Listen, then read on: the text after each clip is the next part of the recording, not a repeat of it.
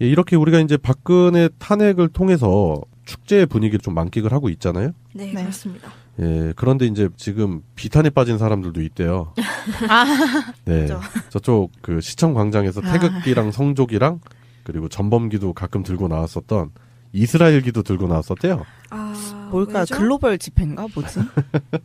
뭐 하여튼 그 도 넘은 수구 집회가 지금 말썽입니다. 지금 현재 어제 이후로 사망자가 3명, 네. 그리고 경찰관 9명, 의경 24명이 부상당한 상황이에요. 아, 진짜 무슨 잘못이 있다고 그 사람들이 그렇게 패고 난리예요, 정말. 그리고 더 심각한 건 기자가 10여 명이 폭행을 당했습니다. 현장에서. 네, 그 접이식 사다리 같은 걸로 이렇게 내리치는 장면이 찍혔죠. 맞아, 네. SBS에서 나오더라고요. 아니 저는 깜짝 놀랐어요.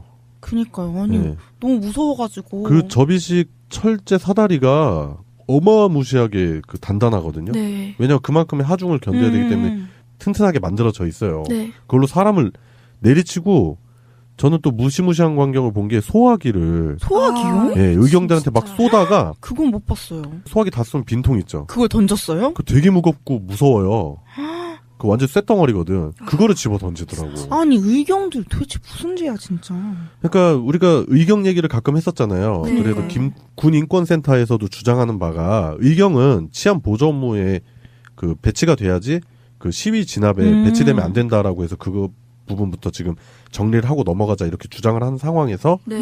그 의경들이 이렇게 많은 그 젊은이들이 부상을 당하고 있어요. 그러니까 다 20대 초반 막 다 그렇잖아요. 그리고 이제 상대적으로 집회에 참석한 사람들이 이제 나이가 많은 노년층이다 보니까 어제 그 영상을 이렇게 면밀히 분석했더니 의경들도 사람인지라 잘 그러니까. 못하더라고요. 예, 진압을. 함부로 이렇게 세게 진압 못하는 거예요. 그죠. 막대기 들고 있는 사람이 있었는데 버스 위에서 근데 막 그러지 마시라고 이렇게 손으로만 이렇게 그러니까. 하시더라고요. 아니 근데 할아버지 뻘이잖아요. 네. 자기 할아버지 뻘이신데 막 진짜 그거 너무 안타까웠어요 보면서.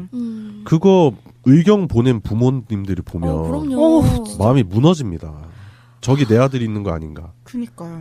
이거는 그렇죠. 좀 개인적인 얘기인데 네. 제 친구의 남자친구가 지금 의경이래요. 아, 서울에서 네. 하고 있어요. 근데 오늘 이제 그 친구랑 그 남자친구랑 뭐 이렇게 기념일이었나 봐요. 근데 원래 휴가를 나오기로 했는데 못 나온 거예요. 이 일 때문에. 그죠. 태극기 집회 때문에. 아니 못 나온 거에서 끝나면 괜찮은데 막 어디 다치기라도 네. 하면 얼마나 걱정되겠어요. 그러니까요. 그 친구는. 그래서 이게 딱 와닿더라고요. 이게 되게 위험하네. 네, 저도 제 친구들 중에도 의경이 있으니까 너무 그렇죠. 일단은 고무신 거꾸로 신지 말라고 하시고 그게 중요하지. 네, 그럴 친구는 아닙니다. 아, 다행이네요. 네. 그래서 이렇게 젊은이들이 이렇게 또 국방의 의무를 지러 와서 이런 식으로 부상을 당하면 이게 그죠. 이건 아니죠. 그리고 사망자 3명도 결국 자기들이 자초한 일들이에요. 아니 그 스피커가 떨어져서 맞은 사람도 계속 거기서는 이거 뭐 경찰 측에서 한 거다 이런 얘기 막 하고 있대요. 말도 안 되는 소리입니다. 자기네들이 버스 이렇게 흔들다 그런 거잖아요. 애들이 차로 들이받아가지고. 네, 버스를 탈취를 했어요. 네. 무려. 맞아. 그래가지고 그 버스를 몰고 이렇게 하다가 몰고 부딪혔잖아요. 부딪혀서 그 스피커가 떨어져서 사람이 이제 죽었죠. 네. 그래가지고 결국 그 범인을 이제 수배를 했는데 결국 체포는 됐대요. 강경하게 경찰들이 대응을 해야 되지 않겠나라고 해서 많은 분들이 좀 얘기를 쏟아냈고 결국 경찰 측에서도 강경 대응을 하겠다. 네. 그래서 어제 일부 그 과격 집회 참가자들에게 캡사이신을 이제 분모하는 뭐 그런 일도 있었고. 제가 그 기자단 그런 데서 인턴을 했었어가지고 네. 제 아는 사람들 중에 이렇게 기자하는 언니 오빠들이 있거든요. 근데 진짜로 카톡해서 나가지 말라고 그거 취재하지 말라고 막 그랬는데 막 자기네들도 어쩔 수 없다고 막 하더라고요. 근데 거기서 그랬대요. 집회 그 발언자가 이렇게 앞에서 지금부터 대통령과 대한민국을 위해 거짓 언론 전원 색출 작업에 들어간다라고 발언한 순간 이제 그때부터 갑자기 기자들한테 카메라만 들고 있으면 다 이렇게 막 달려들었다는 거예요. 그러니까 막 시비가 붙고 그런 게 아니고 일방적으로 폭행을 이제 했다는 거네요. 네, 그거를 발언을 딱 하는 순간부터 이제 그냥 가만히 시비가 건 것도 아닌데 뒤에서 그냥 카메라만 들고 있으면 들이박치고 막 난리가 났대요. 그거 생각나지 않아요? 보도연맹 학살. 4.3 사건. 너무 좀 무차별하고. 그니까요. 그렇죠. 백색 테러. 그러니까 이렇게 무비판적인 사고에서 벌어지는 네. 그 일방적인 정보 전달 체계에서 벌어지는 이런 폭력들. 이게 진짜 무서운 거거든요. 그러니까 맹목적이라고 해야 되나? 막 그러니까 과거에 독일인들이 히틀러와 나치의 망상에 사로잡혀서 유태인들을 탄압할 때 적극적으로 협조했던 게 이런 마인드가 아닌가 그런 생각이 저는 많이 들더라고요. 그냥 좀비야. 생각이 없어. 맞아요. 저놈들을 물어뜯어라 이러고 달려가서. 기자들 폭행하는 거는 진짜 심각한 문제예요. 네. 그거 막 장비도 다 훔쳐가고 그런데요. 진짜로 500만 원 상당의 장비 이런 거 막 그냥 막 훔쳐갔대요. 장비나 사다리 이런 거 이렇게 삼각대 이런 거 못 챙기고 바로 몸만 막 이렇게 움직였대요. 사람들이 너무 막 갑자기 몰려들어가지고.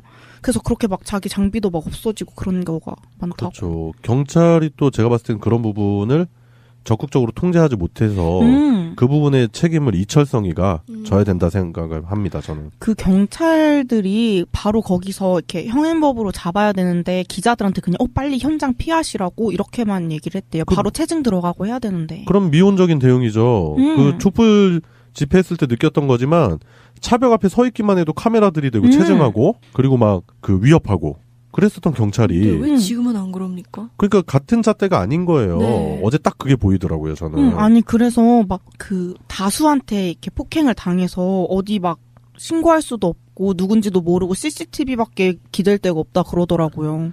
어쨌든 일관적인 잣대로 해달라는 그런 거죠. 그리고 그 사람들은 어제 제가 봤을 때는 보호해야 될 시민의 그 도를 넘어섰어요. 네, 맞아요. 그건 거의 그 폭도예요, 폭도. 그럼 원칙에 맞는 진압을 했었어야죠. 예, 그런 사람들이 폭도입니다. 네. 좀 소름 끼치더라고요, 저는 어제 그런 상황이. 물론 뭐 그 사람들을 그래서 뭐 물리적으로 뭐 사람 몸을 다치게 하거나 그런 게 아니라 그런 사태가 안 일어나게끔 그 사전에 이렇게 방지 대책이나 이런 걸 했었어야 되는데 네. 제가 봤을 땐 그런 부분이 많이 약했다. 네, 근데 그럼에도 불구하고 그 MBC에서 얘기하는 거 들으셨나요, 혹시? 뭐라고 그 했습니까? 10일 날에도 방송할 때 뭐 태극기 물결이 대선까지 이어질 거라면서 보수 세력을 광장으로 이끈 태극기 집회, 새바람 이런 식의 리포트를 뭐 10일 날에도 계속 쓰던데요. 이런 일이 있었는데도 불구하고 계속 그냥 보수권의 새로운 장이라고 뭐 평가를 했대요, MBC에서. 네, MBC 안 봅니다. 사람들이. 난리 났어요. 약간 손석희를 잃은 뒤로 약간 뭔가 이렇게 충격에 아, 정신을 잃은 네, 건가? 충격에 지금. 아, MBC는 그 문화 방송이 아니에요. 그럼요. 무한도전 방송이에요. 무한도전 맞아, 방송. 무한도전 방송. 그거 빼면 볼 게 없어요. 맞아, 무한도전. 무한도전밖에 볼 게 없어. 맞아. 그것도 이제 일부 시민분들이 이제 토요일 집회가 장기화되다 보니까 다들 케이블로 보시는. 네. 그러니까 결국 정규 방송으로 볼 게 없다. 네. 어제 일단 사망자가 발생을 했고, 그리고 경찰 병력을 포함해서 부상자가 발생을 했기 때문에 모든 책임을 이철성이가 져야 된다. 저는 강력하게 주장하는 바입니다. 네. 네. 이게 약간 방증하는 바가 원칙이 애초에 없었고 이철성 자의적으로 움직였다는 판단밖에 안 서거든요. 네. 이쪽에서는 판단 잣대가 달라지고 저쪽에서는 또 달라지고 이걸 보면 이철성 개인이 혼자서 지시를 내리고 거기에 따를 수밖에 없는 구조가 아닌가. 원칙이 따로 설정되어 있는 게 아니라 그런 생각이 듭니다. 네, 이철성이란 자가 어떤 사람입니까? 장시호가 얘기했잖아요. 네. 최순실이 꽂아 넣은 사람 이렇게 증언을 했지 않습니까? 그런 의혹이 있는 자가 대한민국의 치안을 담당하는 경찰총장이라는 사실 자체도 문제가 있다. 그렇기 때문에 이철성은 자진 사퇴하든지 아니면은 이철성을 그 사퇴시키는 그런 액션이 좀 필요하지 않을까 그런 생각이 듭니다. 네. 혹시 오늘도 막 부상자 더 생길까봐 걱정돼요. 일단은 지금 광화문 쪽에서는 그런 조짐은 보이지 않고 있어요. 지금 실시간으로 그 현장에 그 소리를 보내주시는 분들이 계시는데 일단은 그런 것 같지는 않고. 다행이네요. 네. 그리고 뭐 시청 쪽은 저녁 6시 되면 퇴근합니다. 아, 그래요? 다행이다. 네. 9시에 출근해서 6시 퇴근. 일관성이 있어요. 그 부분은. 다행이네요. 어디서 마치 시켜서 오는 것처럼 일관성이 있으시군요. 같은 시간대를 이렇게 실시간으로 방송을 해주는 거 봤는데 저도 물론 느꼈지만 근데 보통 이제 차벽이 있어서 잘 안 보이잖아요. 우리가.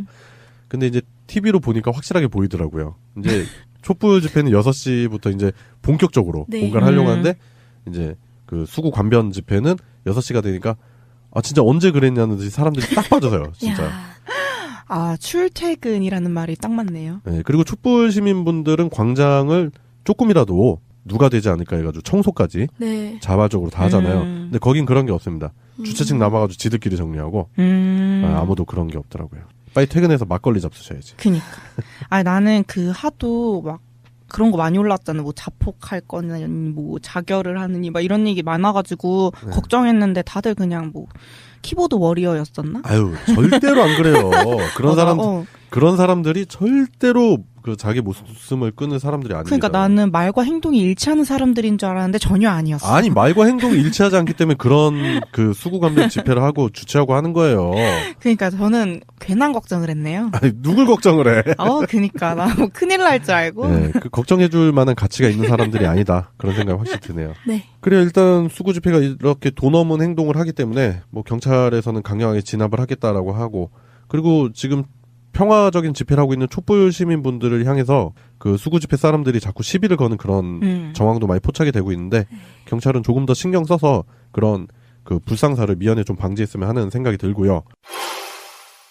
그리고 이제 어제 탄핵 선고문 발표를 하면서 가슴이 아팠던 게 이제 세월호 사건과 관련해서 대통령의 생명권 보호 의무 위반은 탄핵 사유로 인정되지 않아서 이제 광화문에 계시는 유가족분들이 좀 많이 힘들어하시는 그런 상황이 많이 연출이 됐어요. 그래서 뭐 유경근 대표도 거의 절규에 가깝게 말씀을 하시는 모습을 보니까 좀 마음이 너무 안 좋더라고요. 네, 보니까 판결문을 여러 번 읽어보면서 이게 무슨 의미를 담고 있는 걸까를 생각하려고 좀 애를 써봤거든요. 저 스스로는 그냥. 근데 보면 앞에서 얘기하는 게 있어요.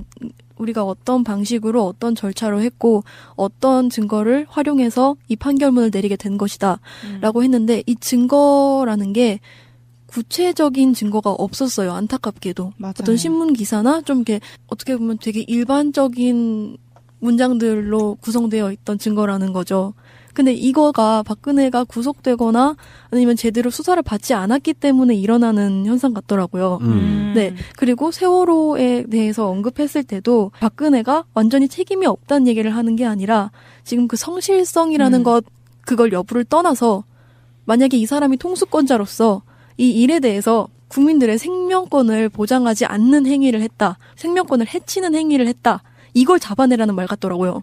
저한테는 그렇게 들렸어요. 맞아요. 그게 없으니까 네. 법에만 따라서 해야 되는 거잖아요. 그 헌법재판이. 네. 그래서 그 부분을 얼른 찾아내서 이게 해야 된다, 수사를 해야 된다 이런 식으로 저도 봤어요. 네, 그래서 이거를 그러니까 헌재가 세월호에 대해 등을 돌린 게 아니라 오히려 약간 이런 증거물을 얼른 한시 바삐 잡아내야 된다. 약간 이런 메시지로 저는 듣고 싶더라고요. 네. 네. 전문가분들께서도 분석하는 게 그게 맞아요. 그러니까 면죄부를 주는 게 아니라, 맞아요. 그러니까 이거를 헌법에 있는 조항이 구체적이지 않아서, 네. 그러니까 헌법적으로 세월호 사건으로 박근혜를 파면하는 기준을 잡기가 어려웠다는 뜻이었고, 맞아요.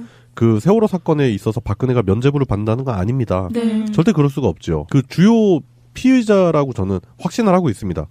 대부분 다 그렇게 생각을 하고요. 그래서 결국에는 이거를 형법적으로 판단을 하라. 추후에 어차피 수사할 거 아닙니까? 맞아요. 그때 형법적으로 파악을 하라는 그런 결정으로 좀 해석을 해서, 거기서 희생되셨던 모든 분들의 그 유족들을 생각을 하면 찢어지는 마음을 어떻게 감당할 수가 없죠. 저도 어제 그 선고문을 들을 때 그 부분에 있어서 너무 마음이 안 좋았어요. 네. 그 세월호 학생들, 아는 학생들 이렇게 몇 명 얼굴도 떠오르고, 그 이제 알려진 학생들, 그리고 또 뭐 저 같은 경우 이제 그 어린아이 혁규 있잖아요. 그 친구랑 아빠, 네. 그 권재근 씨 이렇게 떠오르는데 마음이 너무 찢어지는데, 그렇다 하더라도 이제 이런 해석이나 이런 걸 들으면서 그래, 이거 끝난 거 아니다. 또 해보자. 다시 한번 해보자.